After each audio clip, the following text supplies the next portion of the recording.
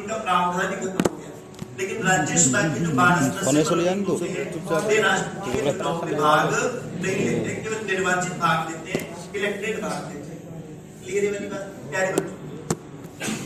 जो राष्ट्रपति है इस बात का उल्लेख संविधान के अनुच्छेद 54 और अनुच्छेद के 54 कहते हैं केंद्र की समस्त कार्यपालिका शक्ति राष्ट्रपति के पास होती है। उसे हम लोग कार्यपालिका शक्ति जब पढ़ेंगे राष्ट्रपति की तब चर्चा करेंगे। जो राष्ट्रपति होता है, इस राष्ट्रपति का जो कार्यकाल होता है, राष्ट्रपति का कार्यकाल 5 वर्ष का होता है। कितने साल का? 5 साल का। राष्ट्रपति का कार्यकाल 5 साल का होता है, जिसका उल्लेख संविधान के अनुच्छेद 56 में। अनुच्छेद 55 को आगे पढ़ेंगे हम लोग कि राष्ट्रपति का चुनाव आनुपातिक प्रतिनिधित्व की एकल संक्रमणीय मत प्रणाली के द्वारा होता है। तो कार्यकाल 5 साल होता है। एक और बात ध्यान रखना, राष्ट्रपति का पद रिक्त होने पर मतलब राष्ट्रपति का निधन हो जाए या त्याग पत्र दे दे, तो जो नया राष्ट्रपति बनता है वो उसके बाकी कार्यकाल के लिए नहीं बनता है, वो पूरे 5 साल के लिए ही बनता है। ये बात समझ आएगी? राष्ट्रपति यदि निधन हो जाए या त्याग पत्र दे दे, नया राष्ट्रपति का जो चुनाव होता है, नया राष्ट्रपति पूरे 5 साल के कार्यकाल के लिए चुना जाता है। जबकि एमएलए, एमपी, मंत्री जो होते हैं ये बाकी के कार्यकाल के लिए उसके चुने जाते हैं। ध्यान रखोगे इस बात को प्यारे बच्चों। कार्यकाल 5 साल का होता है।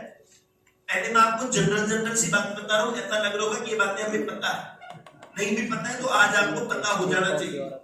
ये तो कम से कम छोटी छोटी सी बातें प्यारे बच्चों आपको पता ही होना चाहिए। राष्ट्रपति अपना त्याग पत्र उपराष्ट्रपति को देता है। इसको देते हैं उपराष्ट्रपति।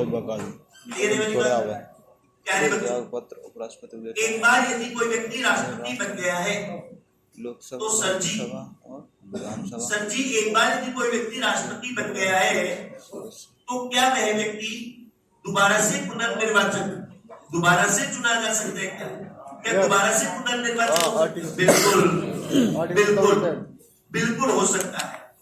एक बार राष्ट्रपति चुने जाने के बाद वह दोबारा से चुनाव कर सकता है, पुनर्निर्वाचन दोबारा से चुना जा सकता है, हो सकता है। अनुच्छेद 57 और अनुच्छेद के तहत 57। ध्यान रखोगे इस बात को।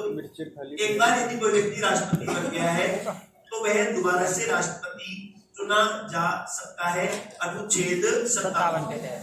क्लियर है बात? जो राष्ट्रपति होता है, ये राष्ट्रपति बनने के लिए न्यूनतम उम्र, राष्ट्रपति बनने के लिए न्यूनतम उम्र क्या होनी चाहिए? 35 वर्ष। क्या होनी चाहिए? 35 वर्ष। प्यारे बच्चों, राष्ट्रपति बनने के लिए न्यूनतम उम्र क्या होनी चाहिए? 35 वर्ष। 35 वर्ष राष्ट्रपति बनने के लिए न्यूनतम उम्र होनी चाहिए। राष्ट्रपति बनने के लिए क्या योग्यताएं होनी चाहिए? जिसका उल्लेख संविधान के अनुच्छेद 58 में और अनुच्छेद 58 में है। नंबर 1, भारत का नागरिक, इंडियन सिटीजनशिप, जन्म से हो ऐसा कहीं उल्लेख नहीं है, भारत का नागरिक हो। नंबर 2, 35 वर्ष की। नंबर 2, 35 वर्ष की उम्र पूरी कर चुका हो। नंबर 3, लोकसभा का सदस्य हो, बनने की योग्यता रखता हो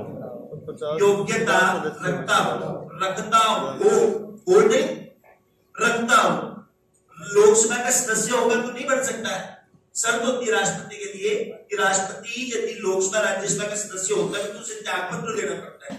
केवल लोकसभा का सदस्य बनने की योग्यता रखता हो, ताकि लोकसभा का सदस्य हो।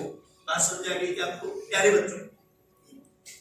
जो राष्ट्रपति होता है, ये राष्ट्रपति को जो शपथ दिलाता है, ये राष्ट्रपति को शपथ सर्वोच्च न्यायालय का, सुप्रीम कोर्ट का, राष्ट्रपति को शपथ सर्वोच्च न्यायालय का मुख्य न्यायाधीश दिलवाता है। कौन दिलवाता है? सुप्रीम कोर्ट का मुख्य न्यायाधीश दिलवाता है। और प्यारे बच्चे, राष्ट्रपति को सुप्रीम कोर्ट का मुख्य न्यायाधीश शपथ दिलवाता है और अनुच्छेद के तहत दिलवाता है। 59 सॉरी 59 60 60 पे तो वो है 60 शपथ 60 60 पे तो शपथ 60 मैंने पढ़ाया था। तीसरी अनुसूची में शपथ का उल्लेख है, लेकिन 3 लोगों की शपथ का उल्लेख नहीं है। एक तो कोड, दूसरा, तीसरा राष्ट्रपति की शपथ तो अनुच्छेद, उपराष्ट्रपति अनुच्छेद और राज्यपाल। तो पीछे का क्या बराबर करते चल रहे हो क्या? बहुत अच्छी बात है, बहुत अच्छी बात है, बहुत बहुत बहुत बहुत अच्छी बात है। थोड़ा सा ध्यान पढ़ाई दी बात आपको, कोई बात नहीं, आप कंफ्यूज हो गए, कोई बात नहीं। सुप्रीम कोर्ट का मुख्य न्यायाधीश दिलवाता है अनुच्छेद 60। क्या जो राष्ट्रपति होता है, इस राष्ट्रपति का जो वेतन होता है 5 लाख, ये वेतन 5 लाख रुपए होता है। कितने लाख रुपए? 5 लाख। राष्ट्रपति का वेतन 5 लाख रुपए होता है। प्यारे बच्चों, ये जो राष्ट्रपति का वेतन होता है, ये राष्ट्रपति का वेतन कर रही होता है, नॉन टैक्सेबल होता है, कोई टैक्स नहीं देना होता है। 5 लाख रुपए के ऊपर 5 लाख रुपए वेतन होता है, नॉन टैक्सेबल होता है। राष्ट्रपति का जो वेतन होता है, ये वेतन प्यारे बच्चों पहले 1.5 लाख रुपए था। कितने लाख? 1.5 लाख। फरवरी 2018 में राष्ट्रपति का वेतन बढ़ाकर कितना कर दिया गया? 5 लाख। बढ़ाया कब गया? 2018 में। और प्यारे बच्चों, ये जो वेतन है ये लागू होगा जनवरी 2016 से। लागू कब से होगा? जनवरी 2016 से। बात समझे क्या? बढ़ाया है फरवरी 2018 में, लागू होगा जनवरी 2016 से, इससे भी 2 साल पहले से। सर जी शायद आप उल्टा बोल रहे हो, 2016 में बढ़ाया गया, 18 से नहीं। मैं उल्टा नहीं बोल रहा हूँ, मैं बोल सही रहा हूँ। प्यारे बच्चों, कोई भी कानून बनता है, कोई जरूरी नहीं है कि वो आज के बाद से लागू हो। कानूनों को बैकडेट में भी लागू किया जा सकता है। वेतन 2018 में बढ़ाया, लेकिन इसको लागू पुरानी तारीखों से किया 2016 से, ताकि इसका फायदा रामनाथ कोविंद के साथ साथ प्रणब मुखर्जी को भी मिल सके। क्योंकि प्यारे बच्चों, प्रणब मुखर्जी 2016 के बाद 17 में रिटायर हुए। तो यार जब उनके रिटायर होते ही तुमने सैलरी बना दी, उनके मन को हर्ट होगा कि देख मैं तो 1.5 लाख रुपए लेकर के रिटायर हो गया, मुझे पेंशन मिल रही है 75,000 रुपए, और मेरे जो बाद में हो रहा है 5 लाख तो सैलरी मिल रहा है, पेंशन मिल रही है 2.5 लाख रुपए। इतना क्या नहीं, उसको हर्ट नहीं हो साहब। आप जब थे उसी टाइम से आपकी सैलरी बढ़ा दी है। बढ़ी हुई जो सैलरी आप 2016 से 17 तक थे, तो आपका जो एरियर 1.5 लाख तो आपको दे दिया, 3.5 लाख 3.5 लाख जोड़ करके उसको एरियर के रूप में वो वेतन दे दिया जाएगा। और आप रिटायर हुए उस टाइम आपकी सैलरी 5 लाख रुपए है साहब, आपको पेंशन मिलेगी 2.5 लाख रुपया। आज समझा नहीं? ऐसे अब भी नहीं है बात समझते। बढ़ाया 2018 में, लागू जनवरी 2016 से। प्यारे बच्चों, एक बात और बताता हूँ आपको, एक बात और बताता हूँ प्यारे बच्चों, भारत के पहले राष्ट्रपति थे जवाहरलाल नेहरू। सारे बैठे बैठे भावुक हो रहे, अरे सारे भावुक हो रहे हो क्या? कौन थे? राजेंद्र प्रसाद। प्यारे बच्चों, भारत के पहले राष्ट्रपति कौन थे? राजेंद्र प्रसाद। और वर्तमान में नरेंद्र, वर्तमान में रामनाथ कोविंद। प्यारे बच्चों, वर्तमान में भारत के राष्ट्रपति रामनाथ कोविंद। रामनाथ कोविंद भारत के 14वें राष्ट्रपति। कौन से राष्ट्रपति हैं? 14वें राष्ट्रपति हैं। एक और बात ध्यान रखना, ये राष्ट्रपति बनने से पहले बिहार के पूर्व राज्यपाल भी रह चुके हैं। क्या रह चुके हैं? बिहार के पूर्व राज्यपाल रह चुके हैं। एक और बात ध्यान रख लेना प्यारे बच्चों, ये भारत के दूसरे दलित राष्ट्रपति है। कौन से दलित? दूसरे। पहले दलित राष्ट्रपति के.आर. नारायणन, दूसरे दलित राष्ट्रपति रामनाथ कोविंद है। एक बात और ध्यान रख लेना, ये यूपी के रहने वाले हैं। कहाँ के रहने वाले हैं? यूपी के रहने वाले हैं। प्यारे बच्चों, जनरल सी बातें, मैंने छोटी छोटी बातें आपको बताई है, अच्छी जरूर होगी। जनरल सी बातें थी। तो राष्ट्रपति का प्रावधान कौन से पूछे थे? चुनाव में कौन कौन भाग लेगा? कार्यकाल कितने साल का? 4 पत्र। निर्वाचन हो सकता है। छेद उम्र, शपथ कौन दिलाएगा? 2000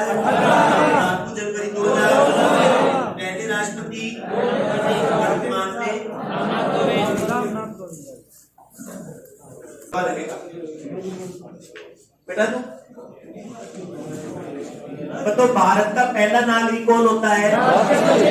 राष्ट्रपति का प्रावधान अनुच्छेद। राष्ट्रपति के चुनाव में कौन कौन भाग लेंगे? निर्वाचित सदस्य। कार्यकाल, त्यागपत्र, पुनर्निर्वाचन हो सकता है। अनुच्छेद, न्यूनतम उम्र, शपथ कौन दिलाता है? सर्वोच्च न्यायालय का। वेतन कितना होता है? बढ़ाया फरवरी 2000, लागू जनवरी 2000। पहला राष्ट्रपति कौन था? राजेंद्र प्रसाद।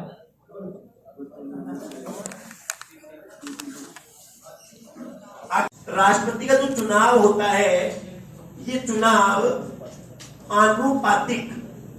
राष्ट्रपति का जो चुनाव होता है ना प्यारे बच्चों, ये चुनाव आनुपातिक प्रतिनिधित्व, आनुपातिक प्रतिनिधित्व की एक प्रणाली है, जिस प्रणाली का नाम है एकल संक्रमणीय। राष्ट्रपति का चुनाव आनुपातिक प्रतिनिधित्व की एकल संक्रमणीय मत प्रणाली के द्वारा होता है। किसके द्वारा होता है?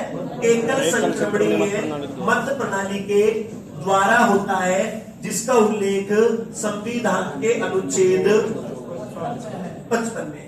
कौन सा अनुच्छेद है? 55 में। राष्ट्रपति का चुनाव, सीधा सा प्रश्न पूछा है, राष्ट्रपति का चुनाव कौन सी प्रणाली के द्वारा होता है? तो आनुपातिक प्रतिनिधित्व की एकल संक्रमणीय मत प्रणाली के द्वारा होता है। ध्यान रख लो इस बात को। चुनाव आनुपातिक प्रतिनिधित्व की एकल संक्रमणीय मत प्रणाली के द्वारा होता है। सर जी, आनुपातिक प्रतिनिधित्व की एकल संक्रमणीय मत प्रणाली क्या होती है? तो इसके नाम में इसका छिपा हुआ है, आनुपातिक प्रतिनिधित्व। यहां पर प्रतिनिधि एक विशेष अनुपात में बटे हुए होते हैं। एकल संक्रमणीय वोट यहां पर एक दूसरे में संक्रमित हो जाते हैं, वोट एक दूसरे में चले जाते हैं। इसके वोट दूसरे में चल जाएंगे, दूसरे के वोट तीसरे में चल जाएंगे। बात समझ गई क्या? वोट एक दूसरे में संक्रमित हो जाते हैं, वोट एक दूसरे में चले जाते हैं, इसलिए इसको एकल संक्रमणीय कहते हैं। बात समझ आ गई क्या? आनुपातिक प्रतिनिधित्व प्रतिनिधि अनुपात में होते हैं। एकल संक्रमणीय वोट एक दूसरे में संक्रमित हो जाते हैं, वोट एक दूसरे में चले जाते हैं। समझ आ गई मेरी बात? ये कभी आपसे परीक्षा में नहीं पूछा जाएगा एकल संक्रमणीय मत प्रणाली होती क्या है, ठीक है? पर वोट एक दूसरे में चले जाते हैं। कैसे चले जाते हैं बताऊं क्या आपको? एक बार बताओ सर, वरना तुम ऐसे सोचोगे कि सर को नहीं पता, जो बात को टाल करके पूछा नहीं जाता है, ऐसा करते नहीं। सुनो मैं बता देता हूँ। नहीं बता देता हूँ, कोई बात नहीं। देखो क्या होती है एकल संक्रमणीय मत प्रणाली। ऐसे वोट एक दूसरे में चल जाते हैं, कैसे एक अनुपात विशेष होता है, ये सारी बात आपको धीरे धीरे समझ आएगी। देखो कैसे आनुपातिक प्रतिनिधित्व की एकल संक्रमणीय मत प्रणाली में क्या होता है समझना।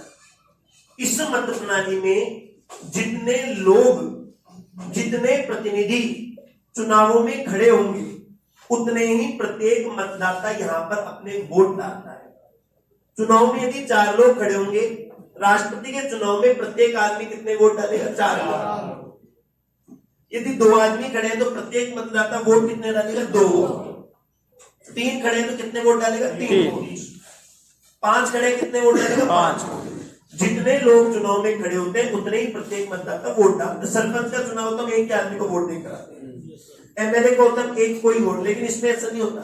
जितने खड़े होंगे उतनों को सभी को वोट देकर के आएगा। जैसे एग्जाम्पल के तौर पे समझ लीजिए, राष्ट्रपति के चुनाव में 4 लोग खड़े हुए, एक राम खड़ी हुई, एक सीता खड़े हुए, एक कृष्ण खड़ी हुई,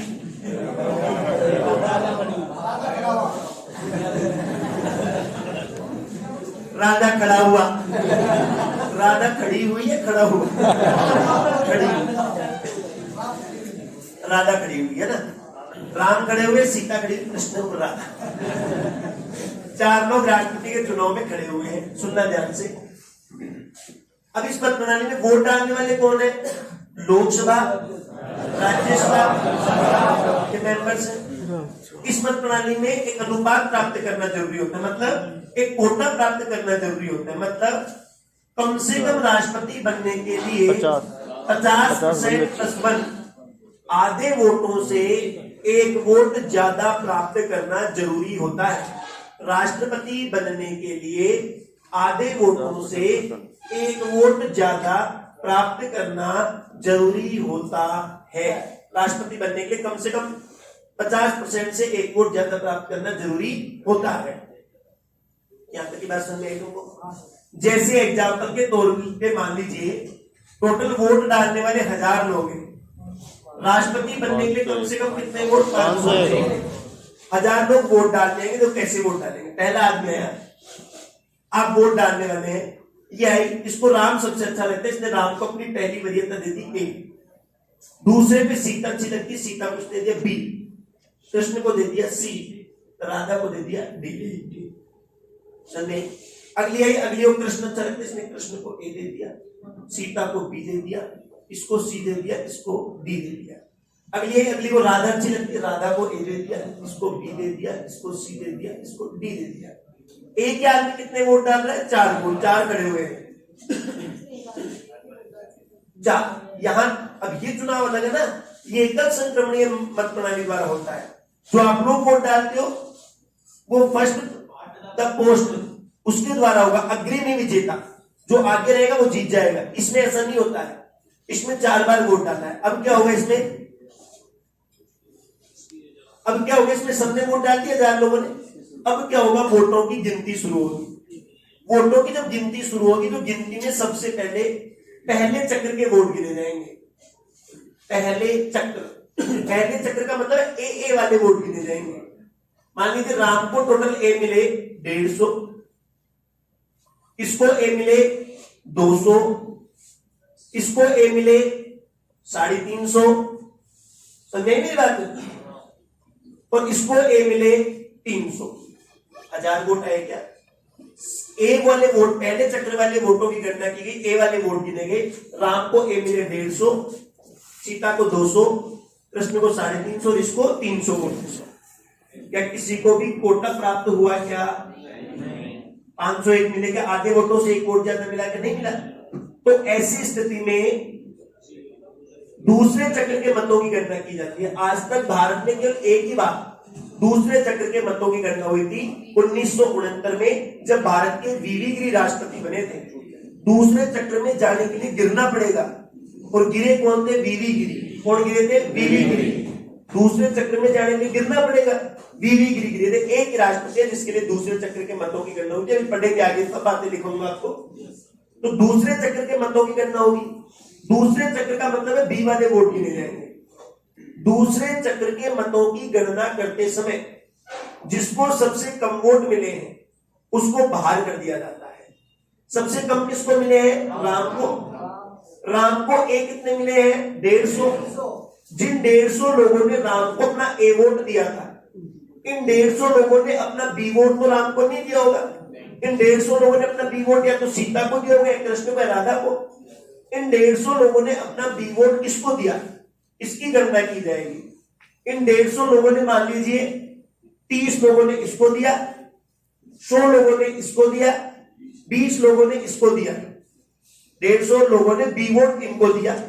इसके टोटल वोट हो गए 230, इसके हो गए 450, इसके हो गए 320। क्या अभी भी कोई मत कोटा प्राप्त कर रहा है क्या? नहीं। तो ऐसी स्थिति में तीसरे चक्र के मतों की गणना होगी। थर्ड राउंड लगेगा। थर्ड राउंड में क्या होगा? फिर वही जिसको सबसे कम मिले उसको क्या किया जाएगा? बाहर। सीता को क्या कर दिया जाएगा? बाहर। सीता को ए और बी कितने मिले? 230। जिन 230 लोगों ने सीता को अपना ए और बी वोट दिया है, इन 230 लोगों ने अपना सी वोट या तो राम को दिया होगा या कृष्ण को दिया होगा। भाई 230 में से 200 भी तो है, इन्होंने हो सकता है अपना बी इसको दिया हो, सॉरी सी इसको दिया हो। तो इन 230 लोगों ने अपना सी वोट किसको दिया? इसके पास वोट जरूर जाएगा लेकिन टोटल नहीं होगा। इन 230 में मान लीजिए 30 लोगों ने तो इसको दिया था, 100 लोगों ने इसको दिया था, 100 लोगों ने इसको दिया था। इसके वोट कितने हो गए? 550। इसके हो गए 420, उसके टोटल होंगे ही नहीं। बताओ जीत कौन जाएगा? बात समझ आई कि एकल संक्रमणीय मत प्रणाली क्या होती है। इस एकल संक्रमणीय मत प्रणाली में आधे वोटों से एक वोट ज्यादा प्राप्त करना जरूरी होता है। जितने प्रतिनिधि चुनाव में खड़े होते हैं उतने ही प्रत्येक मतदाता वोट डालता है। ऐसा भी प्रश्न परीक्षा में पूछा हुआ है, राष्ट्रपति के चुनाव में कितने रंग के मतपत्रों का प्रयोग होता है। राष्ट्रपति के चुनाव में कितने रंग के मतपत्रों का प्रयोग होता है। Option A 1, B 4, C 2, D जितने प्रतिनिधि चुनाव में खड़े होंगे उतने रंग के, डी जितने खड़े होंगे उतने ही रंग का। ए वाले का लाल दे दिया, बी वाले का हरा दे दिया, सी वाले को नीला दे दिया, डी वाले का ऐसे वरीयता का रंग दे दिया था मतपत्र को। इसमें वो मशीन वाला काम नहीं होता है, इसमें मतपत्रों का प्रयोग होता है। बोलो आपको बात समझ में आ गई क्या? एकल संक्रमणीय समझ में आई क्या? आपसे परीक्षा में नहीं पूछा जाएगा एकल संक्रमणीय क्या होता है, लेकिन फिर भी मैंने आपको समझा दिया। इसलिए समझा दिया ताकि आप लोग मुझे ऐसे हल्के में नहीं लेते। कोई बात नहीं, राष्ट्रपति का चुनाव निपटारा निर्वाचन अधिकारी एक बार चुनाव होने वाला है। किसी राज्य की विधानसभा भंग है तो वो भाग लेगी क्या? नहीं लेगी। ऐसा हुआ था क्या? 1900 कौन सी विधानसभा? जमानत राशि कितने रुपए? बैठते मतों का कितना? 1/6 क्या 16 पॉइंट? कहाँ जब्त हो जाएगी? चुनाव लड़ने के लिए प्रस्तावक कितने? अनुमोदक भी। प्रस्तावक मतलब नाम रखने वाले कितने? अनुमोदक नाम रखने वालों के समर्थक कितने? कितनी विधानसभाओं के? 28। तो एक को कौन से संशोधन? बोलो क्लियर की नहीं क्लियर? अरे क्लियर की नहीं क्लियर? आपको क्लियर तो कौन कराएगा? अरे कौन कराएगा? और इनको क्लियर कौन करेगा? आप इनको क्लियर कैसे करोगे? घर जाकर के 20 मिनट के लिए पढ़ना है और केवल 20 मिनट पढ़ने से तुम्हारा काम हो जाएगा? अरे चल जाएगा क्या? आपको क्लास में क्या नहीं हो रहा है? अरे क्या नहीं हो रहा है? कितने परसेंट नहीं हो रहा है? 1% की आपको क्लास में भावुक नहीं हो रहा है। आप लोग मेरी बात को समझ गए होंगे। अरे तुम लोगों को मेरी बातें समझ में भी आ रही है नहीं आ रही है? आनी चाहिए, आनी चाहिए, आनी चाहिए, क्योंकि तुम लोग यहाँ समझने के लिए आए हो, मैं यहाँ पर समझाने के लिए आया हूँ। तुम्हारे समझ में नहीं आए, मैं समझा नहीं पाऊँ तो सारा बेकार का समय क्यों खराब करें? क्योंकि सबसे कीमती कोई चीज है तो वो है समय, है नहीं? मैं मेरा समय खराब क्यों करूं और आप अपना समय खराब क्यों करें? एक बार आप इन सब बातों को आप खुद लिख लोगे, बोलो मैं लिखवाऊं? आप खुद लिख लोगे, बोलो मैं निर्धारण किया जाता है। निर्वाचन मंडल का निर्धारण, निर्वाचन मंडल के निर्धारण के बाद में इस निर्वाचन मंडल का मत मूल्य निकाला जाता है। मत मूल्य निकालने के बाद में मतदान संपन्न कराए जाते हैं।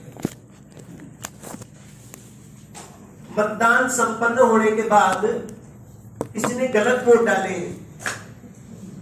तो इन रद्द वोटों को हटा दिया जाता है। रद्द वोटों को हटाने के बाद में मत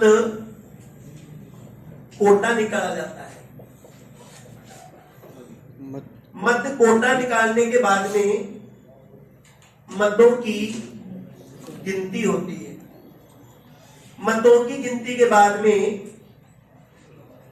यदि जरूरत पड़े, आवश्यकता पड़े, तो आवश्यकता पड़ने पर पहले चक्र में रिजल्ट नहीं हुआ तो आवश्यकता पड़ने पर दूसरे चक्र के मतों की क्या की जाती है? गणना की जाती है। दूसरे चक्र के मतों की गणना जो अब तक एक ही बार हुई है। कितनी बार हुई है? एक बार। जो अब तक एकमात्र बार, जब तक एकमात्र बार हुई जब 1969, जब 1969 में कौन बने थे राष्ट्रपति? वीवी गिरी। जब 1969 में वीवी गिरी राष्ट्रपति बने। एक ही बार अब तक दूसरे चक्र के मतों की गणना हुई है 1969 में जब वीवी गिरी भाई दूसरे चक्र में जाने के लिए गिरना पड़ेगा, और गिरा कौन था? 1969 में बीवी गिरी। क्लियर है वाली बात? पूछ आता है दूसरे चक्र की मतगणना किस राष्ट्रपति के समय हुई थी? बीवी। क्लियर है वाली बात? प्यारे बच्चों, ये जो चरण आपको समझ में आ गए होंगे। बताओ, आप निर्वाचन मंडल का निर्धारण कर सकते हो क्या? अरे कर सकते हो क्या? अभी नहीं समझाया मैंने आपको इतनी देर। लोकसभा, राज्यसभा, विधानसभा के निर्वाचित सदस्य भाग लेते हैं, निर्वाचन मंडल होता है। अरे नहीं कर सकते क्या? कर सकते हो? बताओ, मत मूल्य आप निकाल सकते हो क्या? अरे निकाल सकते हो? कैसे निकालोगे? मतलब कैसे निकालेगा? कैसे निकालेगा? नहीं, कैसे निकालोगे? आपको निकालना नहीं आता, मैं निकालना सिखाऊंगा कैसे निकालना। आपको नहीं आता है, बताओ, मतदान संपन्न करा दोगे क्या?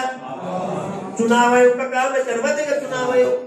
बताओ, रद्द वोटों को हट जाएंगे, विवाद होगा तो सुप्रीम कोर्ट निपटारा कर देगा। बताओ, मत कोटा निकाल सकते हो क्या? आपको नहीं आता, मैं सिखाऊंगा कैसे निकाल। बताओ, मतों की गणना गिनने का काम है, गिनने की। और जरूरत पड़ेगी तो दूसरे चक्र, अभी मैंने आपको समझाया देखा सकते वो दूसरा चक्र। मतलब आपको इस चरणों के अंदर दो बात समझ में नहीं आई। एक तो मत मूल्य कैसे निकाला जाता है, और सर जी एक मत कोटा, दो ही तो बात समझ में नहीं आई ना आपको। एक तो सर जी मत मूल्य कैसे निकाला जाता है, और एक मत कोटा कैसे निकाला जाता है। बताओ, मैं आपको मत मूल्य निकालना और मत कोटा निकालना सिखा दूंगा कैसे निकालते हैं। आपको मत मूल्य निकालना और मत कोटा निकालना सिखा दूंगा कैसे निकालते हैं। ठीक, सुनना ध्यान से और समझने की कोशिश करें प्यारे बच्चों।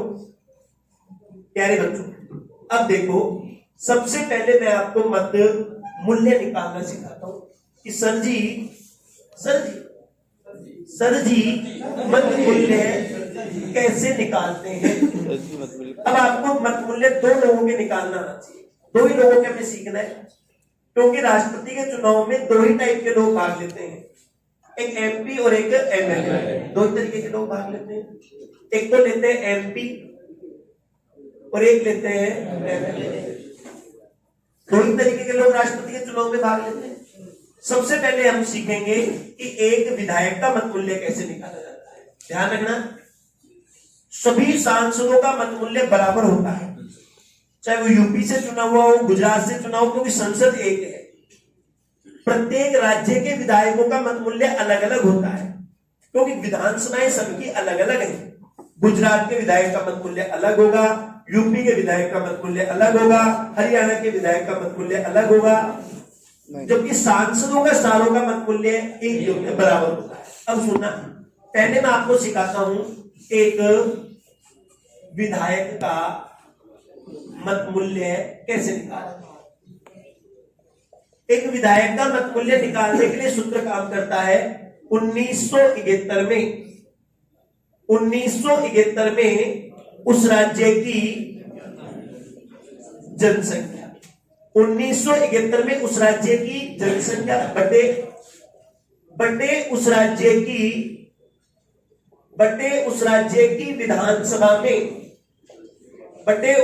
की विधानसभा में निर्वाचित सदस्य या निर्वाचित सदस्यों की संख्या इंटू हजार नीचे गए इंटू हजार। समझ आएगी वाली बात? अब जैसे मैं, अरे समझ में आएगी सूत्र को। जिस राज्य के विधायक का निकालना 1971 में, उसकी 1971 की क्यों गिनी जाती है, मैंने आपको बताया था। 1971 में सर्वाधिक जनसंख्या वृद्धि दर रही, इसलिए 1971 की जनगणना को आधार रखा, जो 2026 तक रहने वाला है। प्यारे बच्चों, जैसे एक एग्जाम्पल देकर समझाओ प्यारे बच्चों आपको, एक एग्जाम्पल देकर समझाओ प्यारे बच्चों आपको, एक एग्जाम्पल देकर समझाता हूं प्यारे बच्चों, फिर आपको और अच्छे समझेंगे। जैसे ये आपको प्यारे बच्चों राजस्थान का एक समझाऊं, जयपुर, कोई कपिल जैकेट, कोई नहीं है कपिल नहीं, बाहर ही लगेगा। बाहर खड़ी भी मिलेगा।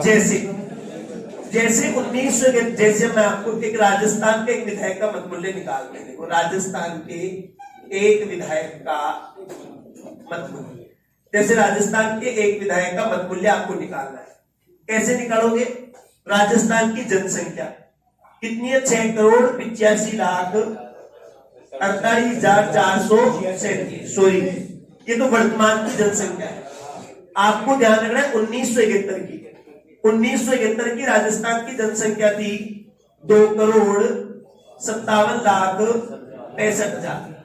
2,57,65,000 बटे उस राज्य की विधानसभा में सदस्य कितने सदस्य हैं? 200 इंटू 30 से 30 कटेंगे, 200 का इसमें जब भाग दोगे तो आंसर आएगा 129, 128 पॉइंट कुछ आता है। पॉइंटों में तो कोई याद नहीं होता। 129।